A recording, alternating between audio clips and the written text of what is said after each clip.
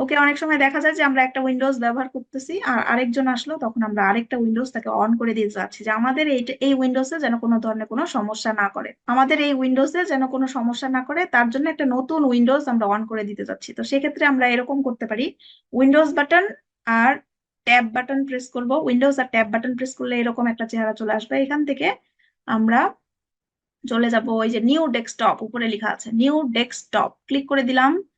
এখান থেকে আমরা নতুন আরেকটা ডেস্কটপ, ডেস্কটপ 1, ডেস্কটপ 2, আবার আরো যদি ডেস্কটপ নিতে চাই তাহলে আমরা ডেস্কটপ এখানে প্লাস করে দিলাম। এটা দেখেন নতুন আরেকটা ডেস্কটপ অন হয়ে গেল। এখন সে তার মতো করে যে ব্রাউজার অন করতে চায় করুক, তবে যেটা ইচ্ছা সেটা করুক, কোনো অসুবিধা নেই।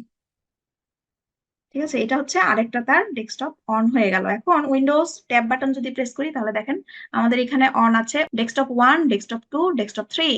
এখানে দেখতে পাচ্ছি কি কি জিনিস দেখা যাচ্ছে, এগুলো এখান থেকেও দেখা যাচ্ছে আমাদের। তো যেই ডেস্কটপে যেতে চাই সেই ডেস্কটপে আমরা সুইচ করতে পারছি।